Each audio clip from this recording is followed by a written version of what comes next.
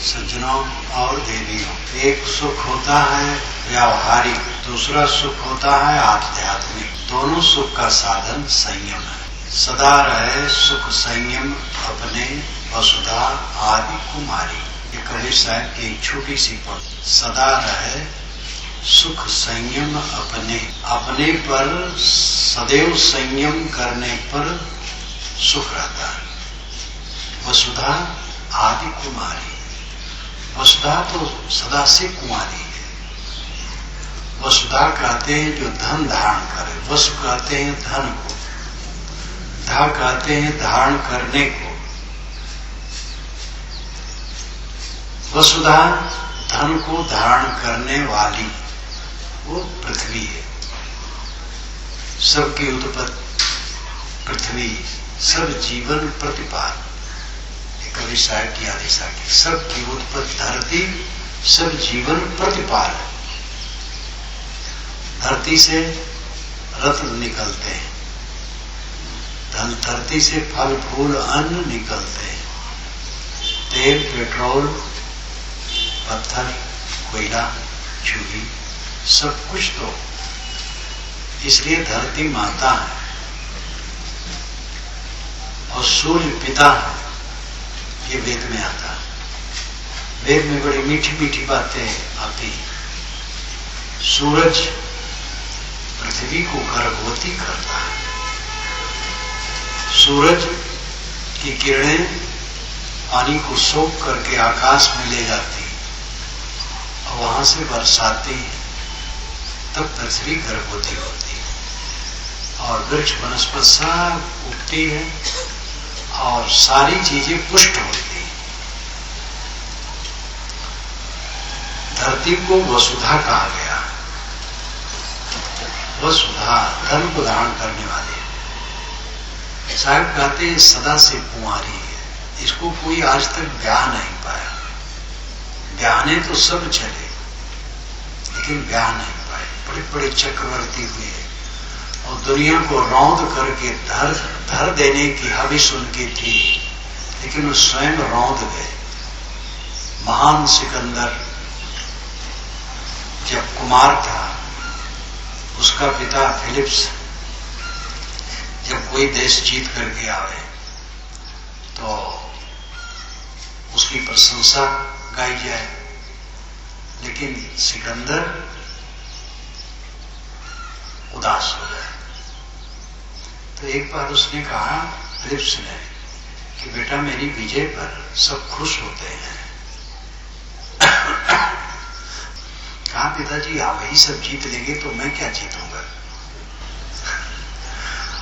Philips ने कहा दुनिया बहुत बड़ी है, मुझे जीतने दो, तुम भी जीतना। फिलिप्स मर गया और सिकंदर बिल्कुल नौजवान था और वो विश्व विजय के लिए चलने की सोचा। वास्तव में दारा ईरान के सम्राट वे हराए थे यूनान को, तो उन्हीं से बदला लेने की उसकी चेष्टा थी, लेकिन औरों को भी रास्ते में रगड़ता आया। शरीर बली, मनोबली, थोड़ी उम्र में कूटनीति राजनीति में निपुण, अद्भुत शक्ति, अद्भुत क्षमता। अपने मंत्रियों को लेकर के डायनीज संत के पास गया। यूनान में एक संत थे डायनीज, फक्कड़ थे, एक जगह पड़े रहते थे। उसी डायनीज के लिए बात आती है जब राजा से प्राप्त एक दार्शनिक मिलने आया तो डायनीज मसूर की दाल और सूखी रोटी खा रहा था और वो दार्शनिक आया, राजाश्रय प्राप्त राजा यहां रहता था। तो उसने तुरंत कहा डायनीज तुम अगर राजा यहां रहते तो सूखी रोटी और मसूर की दाल तुम्हें न खानी पड़ती। तो डायनीज ने तुरंत उत्तर दिया कि अगर तुम मसूर की दाल और सूखी रोटी खाने के आदी होती तो राजा यहां न जाना पड़ता। तो डायनीज बहुत मस्त संत था। गया सिकंदर मिलने, कहा हुजूर मैं विश्व विजय के लिए निकलना चाहता हूं। तो कहे विश्व विजय करके क्या करोगे? कहे तो सुख से रहूंगा। गांधी जी ने कहा मैं तो सुख से हूं, मेरे पास आओ पड़ जाओ। तो बहुत प्रभावित हुआ। गांधी जी की निश्चिंतता, निष्फिक्रता, संत स्वभाव से बहुत प्रभावित। सिकंदर ने कहा कि आप कुछ बताइए, आपकी सेवा क्या करो? तो ठंड का महीना था और सूरज की तरफ खड़ा था सिकंदर। रानी जी ने कहा कि हट जाओ, सूरज का प्रकाश आने दो, बस सेवा हो गई। तो उसकी निष्कामता से और प्रभावित हुआ। जब चला तो मंत्रियों से कहा या तो मैं डायरी जैसा संत बनूंगा या तो चक्रवर्ती राजा सम्राट। तो संत तो नहीं बन पाया। कोई ईरान पर विजय करने चला, रास्ते में और भी देशों को रगड़ा, ईरान पर विजय किया, भारत पर भी बढ़ा। पुर नाम के राजा हमारे लड़े, पुर हार गए। लेकिन जब पुर को उनके आदमी ले गए सिकंदर के पास, सिकंदर ने कहा आपके साथ में क्या व्यवहार करूं? तो उन्होंने कहा जैसे राजा राजा के साथ करता है। तो पुर की निर्भयता देख करके सिकंदर बहुत प्रभावित हुआ। और अंततः तो उसके सैनिक सब थक गए थे और लड़ना नहीं चाहते थे।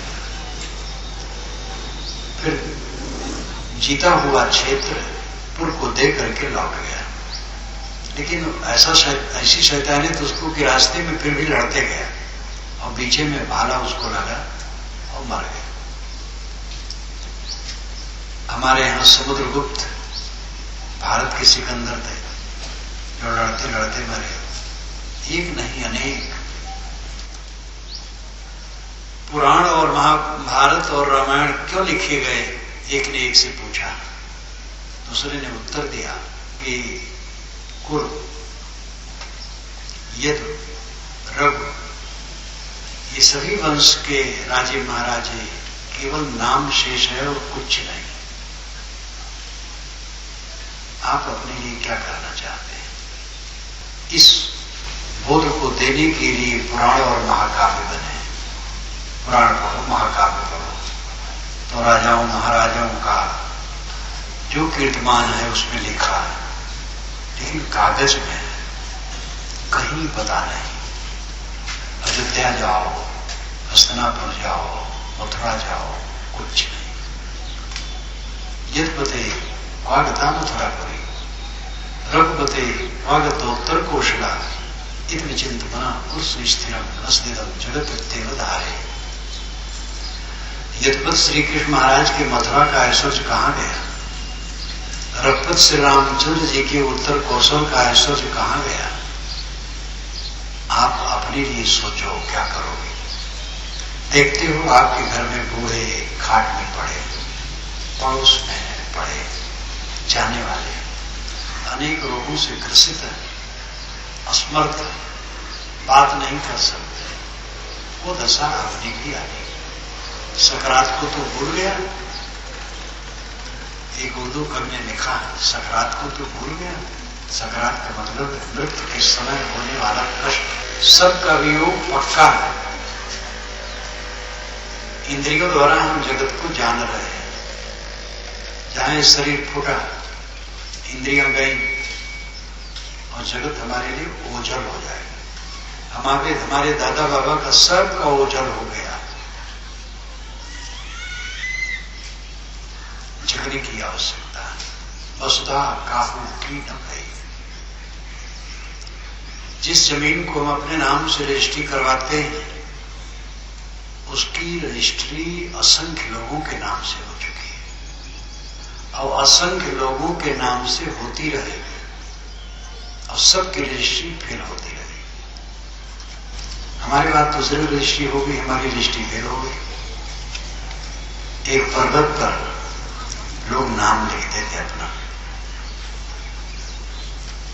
जो जहां अपना नाम लिखे, वहां लोग जाते बहुत थे तो अपना नाम लिखते तो सोचे और लोग देखे नहीं पड़े। एक आदमी पहुंचा तो सब जगह नाम भरा, कहां लिखे? तो वहां के चपरासी उसने पूछा कि भैया कहाँ लिखूं, सब जगह तो नाम लिखा है। कहे तो जो लिखा है उसको काट करके पोत करके उसे लिख दो। कहे तो हमारा भी पुत जाएगा। कहे तो सनातन है, हम नाम अपना चलाना चाहते हैं। अरे ये सोचो हमारा नाम डूब जाए, नाम रूप दोनों झूठ है। अपने आत्मा का उद्धार करो। नाम काल्पनिक है, रूप मिट्टी का लौंदा है। बच्चे होंगे तो नाम चलाएंगे। कम लोग हैं जो अपने पिता और पितामह के बाद पहले के लोगों का नाम जानते हो। पिता का नाम क्या है, पितामह का क्या है, इतना लोग जानते हैं। पर पितामह का नाम क्या है और उनके पिता का उनके पिता बड़ा मुश्किल जानना। कौन किसका नाम चलाता है? और नाम लेने से होगा कि आपका नाम कोई ले लेगा तो आपको क्या मिलेगा? नामी को खोजो, नाम रूप का जो आधार है उसको समझो। अपने को खो करके क्या पाओगे जीवन में? बचपन से आज तक सब पाने के चक्कर में है, क्या मिला? इसमें जो जवान बैठे हैं वो तो आशा में होंगे कि मिलेगा जरूर, लेकिन ये पके बाल वालों से पूछे क्या मिला? ये चाटे खाते खाते सब बाल पके हैं, मिला है कुछ संसार में? ये ईशब्द और आवट दो रिश्ते सांख्य परंपरा के। जेगी शब्द महान रिश्ते, आवट उनके पीछे के थे। आवट ने कहा जेगी शब्द से कि भगवान आपको 10 ब्रह्माओं के जीवन काल की अपनी जीवन वृत्त की स्मृति है, तो बताइए आप जीवन में इतने लंबे दौरान में सुख ज्यादा पाए कि दुख? ये व्यास ने योग दर्शन के भाष्य में लिखा और वहीं से अपने भाष्य में मैंने भी उत्तर दिया। कथा काल्पनिक है। 10 सर्ग में जितनी बार जैगीष्य में जन्मे थे और देह धरे थे सबकी उनको याद थे। एक सर्ग ब्रह्मा का जीवन काल, हम लोगों के 4 अरब 32 करोड़ वर्ष जब बीतते हैं तो ब्रह्मा का एक दिन होता है और इतने की रात हम लोगों के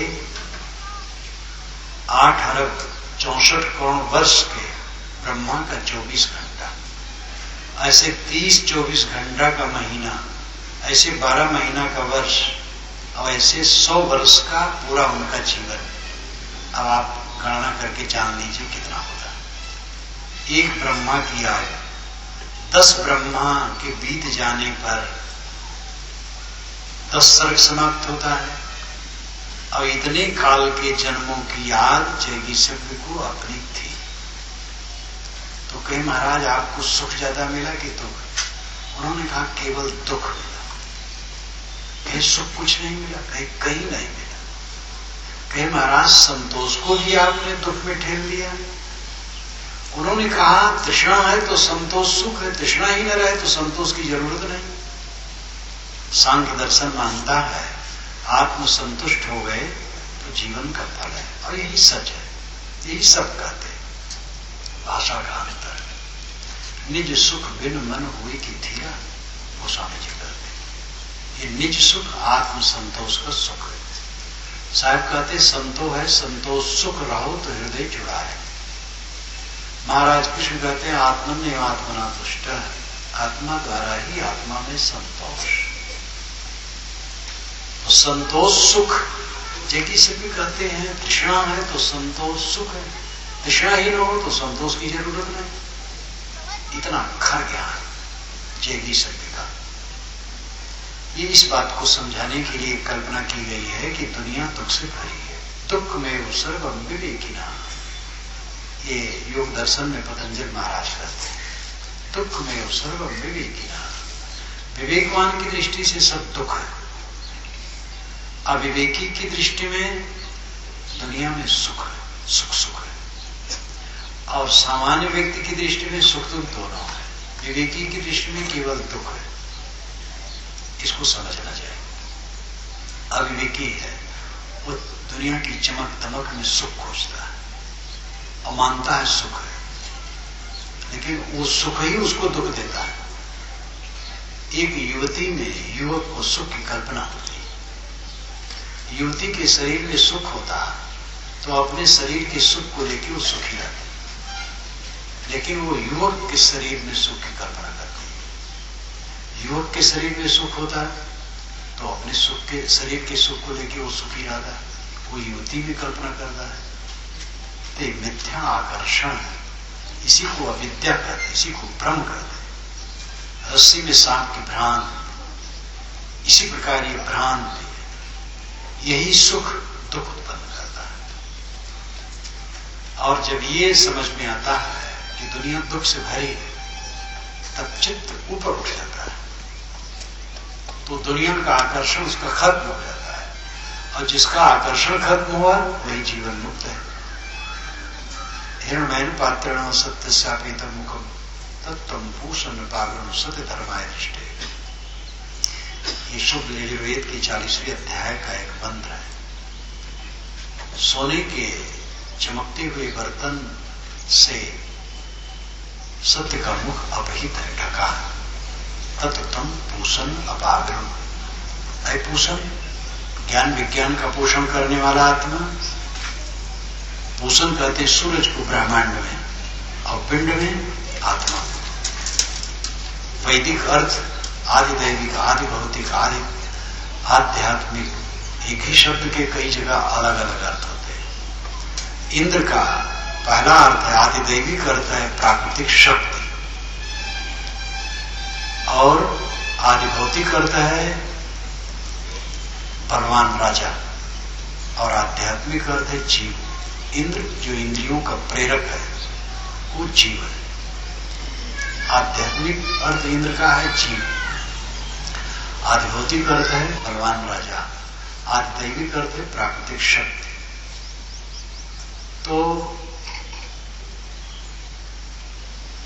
जीव सुख के लिए भटकता है। पोषण सूरज है, सबका पोषण करता है, और पिंड में आत्मा सब ज्ञान विज्ञान का पोषक है, इसलिए आत्मा पूषण है। ऋषि कहते हैं अय पूषण, अय आत्मा तत्त्वं अपावरण, उसको तू हटा दे। ये जो चमक दमक का बर्तन है, इसको हटा दे। क्यों हटा दे? इसलिए हटा दे सत्य धर्माय दृष्टे, सत्य और धर्म को देखने के लिए। सत्य आत्मा है और धर्म सदाचार है, इसी से कल्याण है। कहीं कबीर सत सुकृत मिले तो बहुर न झूले आन। साहब कहते हैं सत और सुकृत ये दोनों जिसको मिल गया, कोई संसार झूला में नहीं पड़ेगा। सत आत्मा है और सुकृत पवित्र आचरण है। आत्मा क्यों भटकता है? गलत आचरण के कारण। आकर्षण, मिथ्या आकर्षण। जिस स्त्री या पुरुष में आप आकर्षित हैं, उसकी सुंदरता कब तक रहेगी? यहां जो बूढ़े बैठे हैं, ध्यान दें, जब वे दूल्हा बने थे तो दूल्हा दुल्हन में आपस में कितना घोर आकर्षण था। कुछ वर्ष तक था, फिर ढीला हो गया। एक दूसरे को देखे बिना रह नहीं पाते थे, अब एक दूसरे को देखना नहीं चाहते। ये लीला हो जाती, ये पोरपट्टी है संसार की। बहुत धोखे में हम जीते। बूढ़े सोचते हैं हम नहीं रहेंगे तो घर डूब जाएगा, और उधर लड़के सोचते हैं पिताजी कब जाए और मैं मालिक बनूं। बहुत धोखे में हम जीते हैं। पूरा जीवन धोखा में जाता है। सुख का धोखा। वो कहानी जो 10 सर्ग वाली है वो काल्पनिक है, ऐसा कोई ब्रह्मा नहीं होता। ये पौराणिक गाथाएं हैं, वेदों में ऐसा नहीं। वेदों में ऐसा कोई ब्रह्मा नहीं। वेदों का जो ब्रह्मा है वो यज्ञ का सबसे बड़ा पुरोहित है। ब्रह्मा होता उद्गाता अध्यक्ष। ये 4 मुख्य पुरोहित हैं और चारों के 3-3 सहायक होते हैं। उपनिषद सौरभ में मैं सब लिखा हूं। तो ब्रह्मा ये यज्ञ का बड़ा पुरोहित होता है। जो यज्ञ मंडप में एक उसका स्थान निश्चित होता था, वो बैठता था, वो करता कुछ नहीं था, वो सबको निर्देश करता था। और युगों की कल्पना ये पौराणिक है, वेदों में नहीं। चारों युगों का नाम पहली बार ऐदरी ब्राह्मण में आया है। ऐदरी ब्राह्मण ऋग्वेद का ब्राह्मण है, बहुत महत्वपूर्ण है। इंद्र रोहित कुमार को 5 वर्षों में 5 गाथाएं सुनाई हैं और उसी गाथा में एक गाथा है, कलि शयानो भवति संजिहानस्तु द्वापरा उत्तिष्ठम अस्त्रेता भवति कृतम संपत्तते चरम। कलि शयानो भवति, कलि का अर्थ है सो जाना। जो आदमी सोया है, बेभान है, वो कलिकाल है। कलि शयानो भवति संजिहानस्तु द्वापरा, जग गया तो द्वापर हो गया। उत्तिष्ठत त्रेता भवति, उठ खड़ा हुआ तो त्रेता हो गया। कृतम संपदते चरण, जो गतिशील हो गया, चलने लगा तो कृतयुग सतयुग हो गया। चरण वै मधुबिंद चरण स्वादोदुम्बरम सूर्यस्य पश्य सेवाणम यो न तंद्रते चरण चाहिए। इंद्र ने रोहित कुमार को ये समझाया है, जिसको मैंने वेद में लिखा है, रोहित दर्शन में भी लिखा है।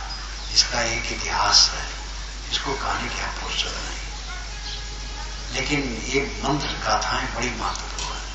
चारों युगों का एक साथ नाम पहली बार ऐदरी ब्राह्मण में आया, वेदों में कहीं नहीं। युग शब्द है, युग का अर्थ है जुआटा, युग का अर्थ है 10 बरस का समय, युग का अर्थ है थोड़ा थोड़ा समय। जैसे दीर्घतमा मामतेयो युजुर्वान 10वें युगे, ये ऋग्वेद में आता है। दीर्घतमा मामतेयो युजुर्वान 10वें युगे, दीर्घतमा नाम का ऋषि जो ममता का पुत्र था, वह 10वें युग में युजुर्वान बूढ़ा होने लगा। 10वां युग है 90 वर्ष की उम्र बीत जाने के बाद, 10वां दशक। तो इस प्रकार युग की कल्पना पौराणिक है। 4 युगों का वर्णन, कलयुग, द्वापर, त्रेता और इतने लाख वर्ष का एक युग, ये सब पौराणिक है। ये 2500 वर्षों के अंदर का, वैदिक नहीं, काल्पनिक है। ऐसा होना भी असंभव है। वेद के ऋषि तो बड़े ईमानदार हैं, वो 100 वर्ष जीने की कल्पना करते हैं। सारे वेदों में 100 वर्ष जीने की कल्पना है। कहीं कहीं आया है 100 से ऊपर, शताधिक 100 से ऊपर जिए, तो 100 से ऊपर भी लोग जीते हैं। एक मियाँ है जयपुर में, 138 वर्ष के हैं। कभी साहब 119 वर्ष 7 महीने 25 दिन रह करके शरीर छोड़े। तो अभी भी 100 से ऊपर जाने वाले हैं, लेकिन कई 100 वर्ष का कोई कभी नहीं हुआ है। और वेद के ऋषि बड़ी ईमानदारी से सबको स्वीकारते हैं। ये पुराण के लेखक बड़े खाद हैं, उटपटांग बातें बहुत कहे और अच्छी बातों को भी कई जगह बिगाड़ डाले। लेकिन ऐसी बात नहीं कि पुराणों में अच्छाई नहीं, पुराणों में भी बहुत अच्छी अच्छी बातें हैं। कैसे बिगाड़ डाले हैं, ये 2 उदाहरण दो। विष्णु बावन बन करके बलि को शर गए। राजा बलि, जिसका सर्वत्र राज्य था, उसको छल दिया। आप जानते हैं कि विष्णु जी बावन बन गए और गए, महाराज हमें कुटिया बनाना है, जमीन चाहिए। कितनी जमीन चाहिए? 3 कदम। कहते तो नाप लो, तो नापे तो पूरी दुनिया नाप ली। ये कथा आती है। वेद में ऐसा नहीं। ऋग्वेद में इसकी चर्चा, इसके सूत्र की चर्चा 24 बार है। ये मैंने अपने वेद में लिखा है, मेरी पुस्तक में वेद क्या कहते हैं। उसका इस समय 3रा संस्करण चल रहा है। 5 वर्ष में उसके 3 संस्करण, उसमें पूरा लिखा है और फिर पुराणों में कैसे बढ़ा ये भी लिखा है। 24 बार इस सूत्र की चर्चा है और 12 बार खुलासा है, 12 बार उर्गाय और उर्क्रम का करके। तो वैदिक लोग जान जाते हैं क्या उर्क्रम नाम ज्यादा चलना, उर्गाय नाम ज्यादा प्रशंसा करना। तो ये विष्णु के 3 कदम की प्रशंसा है और उसमें एक मंत्र है जो पंडित लोग भी अपने कर्म कांड में विनियोग करते हैं। इदम विष्णु विचक्र में त्रेधा निधि पदम समूढ़ मत्स्य पानुसुरे। और इसका अर्थ होता है यहां विष्णु 3 कदम रखे, उनके पैर की धूल से सारा संसार ढंग जैसा गया। देश विदेश के समस्त वैदिक विद्वान जानते हैं इसका अर्थ। ये सूरज है, उसकी किरणें उसके कदम है। पृथ्वी, अंतरिक्ष और त्रिलोक, पृथ्वी और आकाश और तारामंडल, इसमें उसकी किरणें पड़ती हैं और उसकी किरणों से सब जगमगा उठता है। यही इसका अर्थ है। शतपथ ब्राह्मण जो शुक्ल यजुर्वेद का ब्राह्मण ग्रंथ 100 अध्यायों का, उसमें विष्णु को थोड़ा सा छलिया बनाया गया। दैत्य और देवता दोनों आपस में लड़े, देवता हार गए, दैत्यों का सर्वत्र राज्य हो गया। तब दैत्यों ने कहा कि हम लोग जमीन बांट लें। तब देवताओं ने कहा भैया ये बांट लेंगे तो हम लोग कहाँ रहेंगे, चलो हम लोग भी मांगे। तो देवता लोग गए, फिर हमें भी रहने की जगह दे दीजिए। तो दैत्य लोग बड़े सस्पेंस में पड़े, भाई इनको भी देना पड़ेगा। तो दैत्यों ने कहा ठीक है, तुम्हारा विष्णु लेट जाए और जितनी जमीन में लेट जाए उसकी उतनी जमीन दे दूंगा। तो विष्णु लेटा, तो बढ़ते बढ़ते इतना बढ़ गया पृथ्वी ढक गया। और सब ब्राह्मण, कोई भी ब्राह्मण ग्रंथ में कर्मकांड बहुत है, तो वहां जो कथा आती है वो बस लिखते हैं, ये चिंता नहीं है हो सकता है कि नहीं। तो वहां पर विष्णु को छलिया बनाया गया। फिर आगे बढ़ते बढ़ते वामन पुराण बना, जिसमें 10,000 श्लोक और विष्णु को पूरा छलिया कर दिया गया। लेकिन वेद का विष्णु छलिया नहीं। वेद का इंद्र शुद्ध है, इंद्र के चरित्र में कोई दोष नहीं, नैतिकता से पूर्ण है, बल से पूर्ण है। पुराण का इंद्र महाभ्रष्ट कर दिया गया। इंद्र अहिल्या के साथ दुराचार करते हैं पुराण में, रामायण में भी, महाभारत में पहले शुरू किया गया है, वहीं से वाल्मीकि में आया, फिर मानस में आया, फिर और जगह गया। लेकिन वेद का इंद्र सूर्य है और रात अहिल्या है। आ कहते हैं दिन को, तारा संध्या उपासित, प्रतिदिन संध्या उपासना करो। आ कहते हैं दिन को और ल्या कहते हैं लीन को, दिन जिसमें लीन हो रात। रात को, अहिल्या को इंद्र सूर्य भ्रष्ट करता है, नष्ट करता है। सूर्य होगा और रात खत्म होगी। विधाता पुत्री के साथ गमन, भागवत में लिखा, महाभद्र। विधाता भी सूर्य है और उषा उसकी पुत्री है। सूरज उगने के पूर्व जो पूर्व आभा आती है प्रकाश की, उसको उषा कहते हैं। उषा नाम जलाने वाले, उस नाम जलाना। तो उषा जब निकली, फिर सूर्य निकला तो उषा नष्ट हो गई। तो विधाता सूर्य और उषा उसकी पुत्री उसी से जन्मी है और सूर्य के आने पर वो समाप्त हो जाती, ये अर्थ है। लेकिन इसको इतना भ्रष्ट कर दिया कि क्या कहा। पुराणों के लेखक संस्कृतज्ञ थे, ये क्या इनका दिमाग हुआ कि वेद के आलंकारिक कथनों को इन्होंने भ्रष्ट करके रखा। और यही भ्रष्ट कथा ईसाई पादरी लोग जंगल में हिंदुओं के सामने रखते, तुम्हारे ऐसे सब देवता हैं, हमारे ईसा मसीह पवित्र है। ईसा मसीह पवित्र है, मैं मानता हूं, लेकिन ये ऋषिमुनि भी पवित्र थे। तो बीच की गड़बड़ियां हैं। तो पुराणों ने ये सब गड़बड़ियां काफी की है, बीच में गिरावट काफी आई। ये भी मैं आपको कहूं कि वेदों का कोई देवता चरित्रहीन नहीं है, सभी देवता चरित्रवान है। ऐसा चित्रण है। यद्यपि वेदों के देवता सब प्राकृतिक शक्तियां हैं, लेकिन काव्य में उनका व्यक्तिकरण है। किंतु व्यक्तिकरण चरित्र से भरा हुआ है। रचयिता के आधार पर रचना होती है। किसी का भगवान बकरा खाता है, सूअर नहीं खाता है, गाय खा लेगा। किसी का भगवान सब खा लेगा, सूअर बकरा गाय सब। शराब नहीं पिएगा, किसी भगवान शराब भी पिएगा। लेकिन किसी का भगवान केवल मिठाई फल मेवे खाएगा, ऐसा कुछ नहीं खाएगा। कारण क्या है? क्योंकि भगवानों की रचना करने वाले जैसे हैं वैसे अपने भगवान बनाए। वैष्णव का भगवान कभी मांस मदिरा का सेवन नहीं कर सकता है। बामारियों का भगवान सब खाता है। और नाम नहीं लेना है, दुनिया में ऐसे ऐसे मत है कि देवता और भगवान के नाम पर प्राणी हत्या करते हैं, जबकि एक सामान्य सज्जन व्यक्ति भी किसी की हत्या को पसंद नहीं कर सकता। तो भगवान और देवता कैसे पसंद कर सकते हैं? लेकिन जीव अपनी लपलपाती है। तो भगवान का पर्दा लगा करके सब करने में बड़ा अच्छा रहता है, क्योंकि आदमी धार्मिक भी बना रहता है। भगवान के प्रीत्यर्थ एक काम किया गया है, ईश्वर के प्रीत्यर्थ वध किया गया है।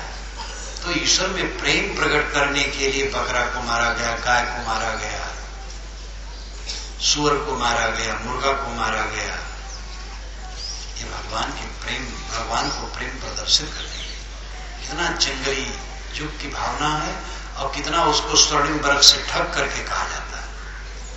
यह दोष दुनिया के समस्त ईश्वरवादी मतों में है, चाहे वो वैदिक हो चाहे अवैदिक हो। ईश्वरवादी जो नहीं उनमें नहीं, जैसे बौद्ध जैन, उन्होंने ईश्वर नहीं माना, लेकिन उनके यहां पूजा में कोई किसी की हत्या नहीं। ये सब आत्मविश्लेषण करने की चीज है। हिंदू समाज में विचारों की उदारता होने से बहुत घट गया। यज्ञ में तो कोई जानवर नहीं मारा जाता बहुत दिनों से। हवन पंडित लोग करते तो साधारण कुछ मेवे, अच्छे जो इत्यादि घी इत्यादि लेकर के कर देते हैं। लेकिन जब बड़ा थोड़ा हवन करते हैं भागवत में और भी, तो नारियल, पूरा समूचा नारियल हवन करते हैं। वो पूरा समूचा नारियल क्या है? वही जीव का एक प्रतीक है कि भाई जीव न मारो, बकरा न मारो, भैंसा न मारो। ये नारियल समझ लो एक जानवर हो गया, आओ उसी को हवन कर दिए। ये सब परिवर्तन है। लेकिन आज के युग में ऐसे ऐसे मत दुनिया में हैं जिनमें कोई सुधार नहीं। उनके यहां त्योहार मनाया जाता है तो करोड़ों पशु पूरी दुनिया में कटते हैं और अखबारों में छपता है बड़ी शांति से त्योहार मनाया गया, क्योंकि जानवरों की जबान नहीं है कि कहें अखबार वालों से कि हम लोगों का कत्ल हुआ है। और अखबार वालों को क्या चिंता है इसकी? उसको तो खुश करना है सबको और अखबार ज्यादा बेचना है। तो जीव दया जिसमें है उसका भगवान दया। वैसे तो सब अपने भगवान को दया कहते हैं, लेकिन बकरा काट करके और जानवर काट करके चढ़ाते हैं। दो मुखी बात, जैसा आदमी वैसा उसका भगवान। बस्तर जिले के आदिवासियों का देवता शराब पीता है, क्योंकि वो लोग शराब पीते हैं। सारे भगवानों और देवताओं को किसने बनाया? आपने बनाया। जैसे आप तैसे आपका भगवान। इसी प्रकार वैदिक ऋषि चरित्रवान थे, तो उन्होंने अपने देवताओं का चित्रण किया, वो चरित्रवान है। पुराण के देवता कैसे थे उन्होंने सब ठीला ढाला कर दिया। यद्यपि पुराणों में अच्छी बातें बहुत है, पुराणों का तिरस्कार नहीं होना चाहिए, लेकिन इसकी समीक्षा की भी बुद्धि रखनी चाहिए। रासलीला बिल्कुल गलत और झूठ है। श्री कृष्ण महाराज ने जीवन में कभी रास नहीं की और इतना उनके गले मड़ गया है कि हद कर डाला गया है। शंकराचार्य लोग रास करवाते हैं, वो सवासी नहीं।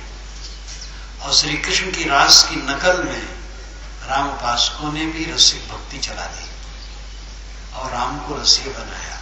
बृहद कौशल खंड, हनुमत संहिता, महारामायण, ये सब संस्कृत में रामायण है, जिसमें राम को रास लीला करने वाला इतना अभद्र है कि लेखक ऊब गया लिखते लिखते, कहा कि ये कथा भक्तों में कहना चाहिए, आम जनता में नहीं। ये श्री राम के साथ घोर अन्याय। श्री राम एक पत्नी बरती रहे। वाल्मीकि रामायण में और गोस्वामी जी को धन्यवाद देना चाहिए, उन्होंने भी एक पत्नी बरती ही रखा है। वो एक पत्नी बरती थी, रास का कोई बात ही नहीं। अयोध्या में जाकर के देखो, लल्ली लल्ला बने घूमते हैं, वो सीता की सखी, पुरुष हैं सब, और वो साड़ी ब्लाउज पहने सीता की सखी बने घूमते हैं।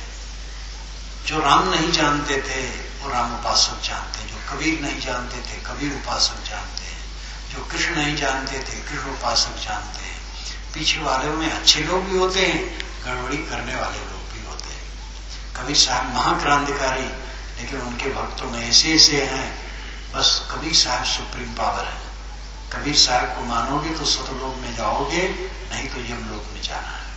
कबीर साहब ऐसा कभी नहीं जानते थे।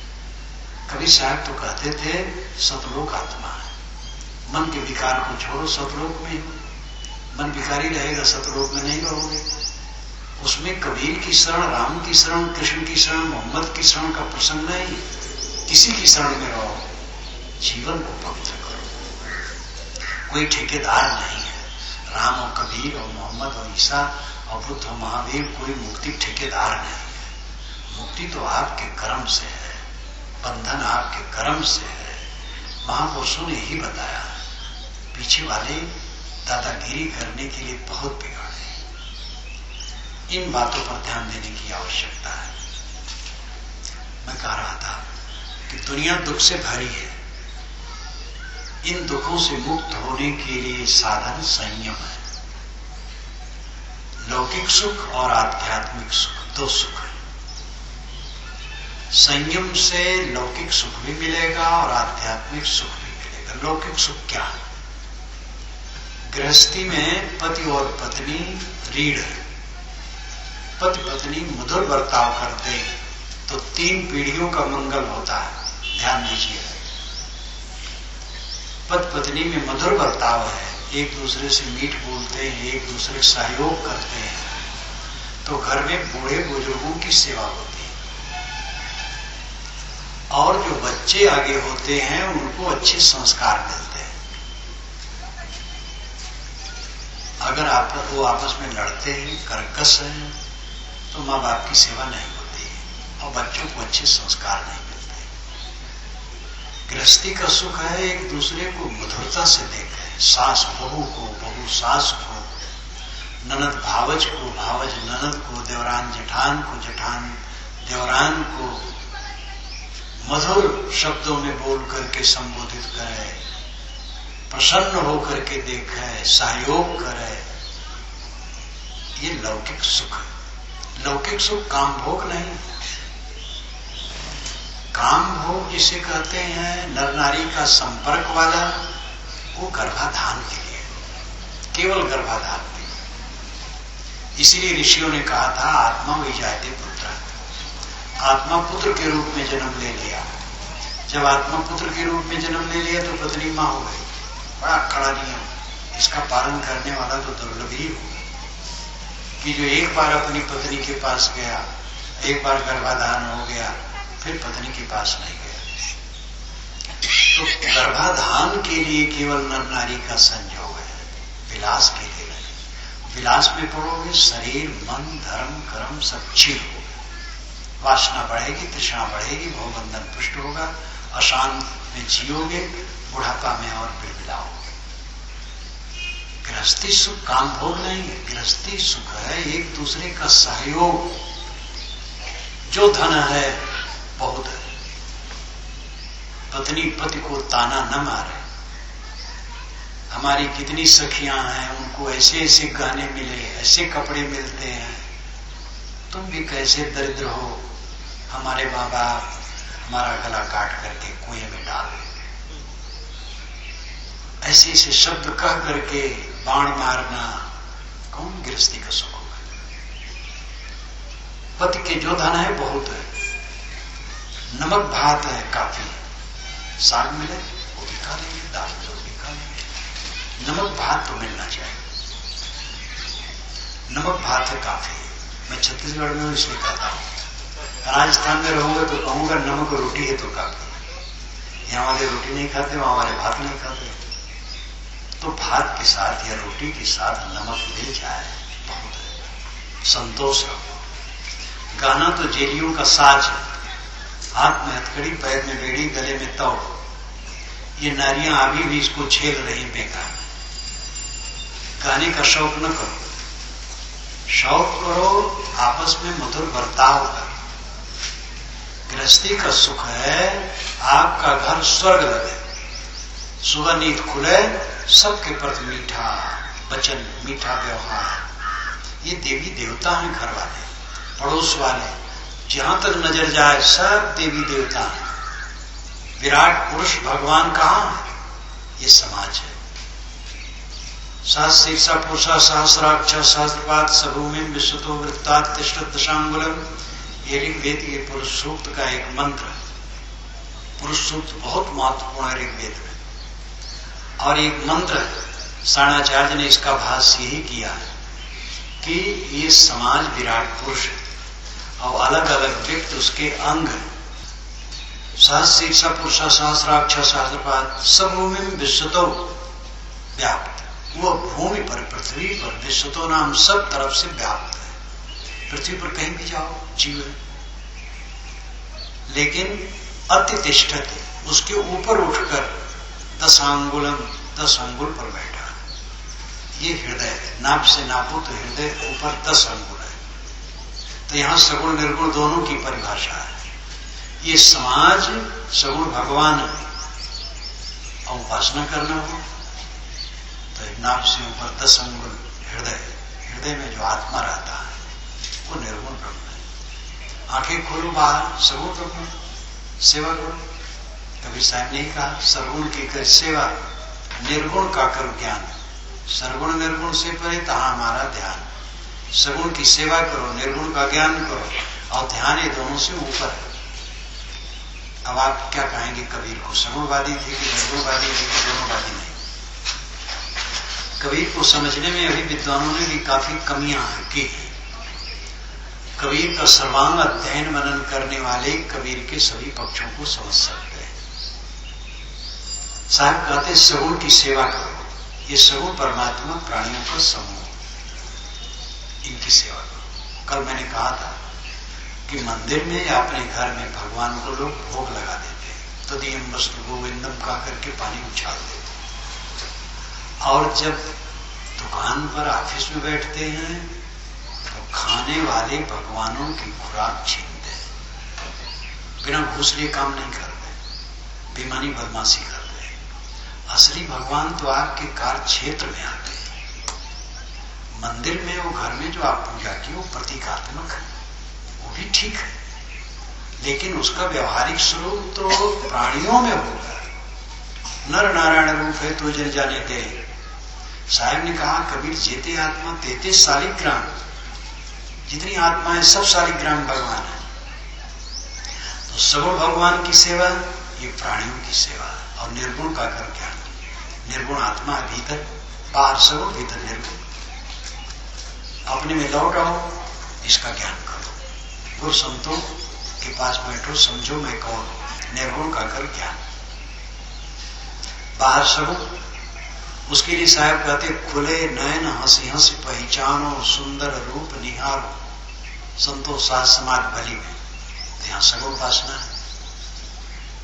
सारा सौंदर्य किसका है? आत्मा का है। आत्मा निकल जाए तो जवान शरीर भी बदशक्ल हो जाता है। इसलिए साहब कहते हैं, सबके अंदर में मैं अपने राम को देखता हूं। खुले नयन हंसी हंसी पहचानो। लेकिन जब निर्गुण उपासना की बात कहते हैं, कहते तेरा साहेब है घर भीतर, बाहर नैना क्यों खोले? तेरा साहेब घर अंदर है, बाहर नेत्र क्यों खोलता है? क्यों जगह जगह ताकता है? तो दोनों विरोध नहीं। वहां सगुण उपासना या निर्गुण उपासना। बाहर देखो तो प्राणी सगुण भगवान है। जात संप्रदाय भेद से नहीं, मानव मात्र नहीं, प्राणी मात्र भगवत स्वरूप है। किसी को सताओ मत, जो बन सके सेवा करो। और अंतर्मुख हो तो अंतर ज्योति, चेतनात्मा, ये निर्गुण भगवान है। ये ज्ञान का विषय है, लेकिन ध्यान दोनों से ऊपर है। सर्वगुण निर्गुण से परे तो हमारा ध्यान, वहां न सेवा है न ज्ञान है। ध्यान में सेवा और ज्ञान नहीं, क्योंकि ध्यान का अर्थ है कुछ न सोचना, निर्विकल्प समाधि। योग दर्शन में उसको असंप्रज्ञात समाधि कहते हैं। असंप्रज्ञात, कुछ ज्ञात नहीं। संप्रज्ञात यानी जाना हुआ ध्यान। किसी महापुरुष का ध्यान ये जाना हुआ है। ज्योति का, नाद का, बिंदु का, शब्द का ध्यान करते जाना हुआ है। लेकिन जब सारे संकल्प छोड़ दिए, कुछ नहीं जानते हैं, वो असंप्रज्ञात है, ये निर्विकल्प है। यही योग है। योगश्चित्त वृत्ति निरोधा। चित्त की वृत्तियों का निरोध हो गया, योग हो गया। चित्त की वृत्तियां निरुद्ध हो गई तो शून्य, संकल्प शून्य अवस्था आ गई। इसी को साहब सहज समाधि कहते हैं। गोस्वामी जी ने भी इसको कहा, तब से उस सहज स्वरूप समारा, लाग समाधि अखंड अपारा। सहज समाधि, सहज आपका आत्मा है, अपने आत्मा में लीन हो जाना। तो यहां ज्ञान भी नहीं और सेवा भी नहीं, सगुण भी नहीं, निर्गुण भी नहीं। सगुण बाहर है, निर्गुण भीतर है, और इस दशा में बाहर भीतर का भेद खत्म। संकल्प शून्य अवस्था है, यही अद्वैत अवस्था है, कैवल्य अवस्था है, निर्वाण अवस्था है। तो साहब ने एक ही साखी में तीनों का समाहार कर दिया। सर्वगुण की कर सेवा, निर्गुण का कर ज्ञान, सर्वगुण निर्गुण से परे कहा हमारा ध्यान। मैं कह रहा था कि सांसारिक सुख भी संयम से मिलेगा, पैसे से नहीं। पैसे से सुविधाएं मिलेंगी, पैसे से गुजर होगा, दुनिया की चीजों से गुजर होता है। सुख होता है संयम से। बहुत धन है, घर में कटाकटी है, एक दूसरे को देख नहीं सकते, कौन सुख होगा? साधारण घर है, झोपड़ी है, मिल जाता है पेट भर भोजन और तन भर कपड़ा और सोने की जगह और मन निर्मल है, तो इससे बड़ी उपलब्धि क्या है?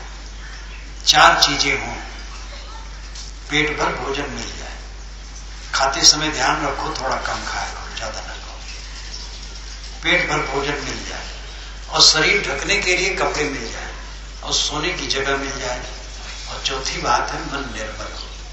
फिर क्या चाहिए? ये लौकिक सुख, आपस का मधुर बर्ताव है। आध्यात्मिक सुख मन की शांति, ये भी संयम से संभव है। संयम की पूर्णता से मन की शांति मिलती है। शांति के समान दूसरा सुख नहीं। गोस्वामी जी ने कहा, 3 लोग जग माए, तुलसी शांति समान सुख पर दूसरो। 7 दीप 9 खंड में 3 लोग जग माए, तुलसी शांति समान सुख अपर दूसरो नाय। ये वैराग संदीपिनी उनकी छोटी सी पुस्तक है, उसमें है। तुलसी पंचामृत मेरी पुस्तक है, उसके आखिर में आता है। तो 7 दीप 9 खंड में 3 लोक में जगत में शांत के समान दूसरा सुख नहीं। यहां सगुण उपासना एकदम उड़ गई। गोस्वामी जी बीच बीच में वो बात कहते हैं जो कबीर साहब कह गए, क्योंकि कबीर साहब शरीर छोड़ चुके थे। गोस्वामी जी उसके बाद काशीवास किए थे। कबीर साहब के शरीरांत के बाद गोस्वामी जी हुए, और गोस्वामी जी के जीवन का आखिरी हिस्सा काशी में बीता है। काशी में जिस मंदिर में रहते थे वो मंदिर अभी भी है, वहां मैं गया और उनके नौका का टूटा हिस्सा भी रखा है, जिसे गंगा पार करके रेत में घूमने जाते थे। और कई बार वो कबीर चौरा गए होंगे और कबीर की वाणी तो गूंज ही रही थी। इसलिए गोस्वामी जी की वाणी में कबीर वाणी का असर जगह जगह रहता है। जो गोस्वामी जी कहते हैं कि राम एक तापस पीता है, नाम अनेकन खड़मता है। तो यहाँ राम से ऊपर नाम को क्यों करते? ये निर्गुण भाषा है। जहां वे राम पर ही कलम तोड़ देते हैं, वहां राम को निरस्त कर देते हैं और नाम के आधार पर एक निर्गुण की तरफ संकेत करते हैं। तो इस प्रकार जो मार्मिक है वे समझते